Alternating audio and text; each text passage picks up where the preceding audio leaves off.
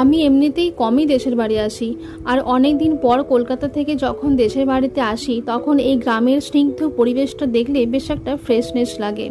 চারদিকের সবুজ মাঠগুলো দেখলে যেন মনটা ভালো হয়ে যায়। আর এটা আমার বাড়ির খুবই কাছাকাছি একটা জায়গা। যখনই আসি বিয়ের আগের দিনগুলোর কথা খুব মনে পড়ে যায়, যেহেতু এই রাস্তা দিয়েই একসময় রোজ কলেজ যাওয়া, টিউশন যাওয়া, কর্মস্থলে যাওয়া সব কিছুই ছিল। তাই মনে পড়লে খুব মিস করি পুরনো দিনগুলো।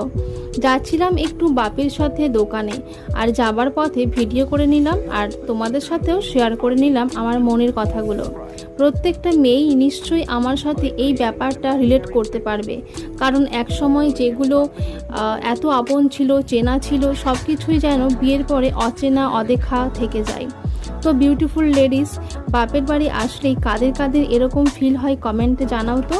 আমার তো যখনই আসি তখনই এরকম ফিলিংস হয়।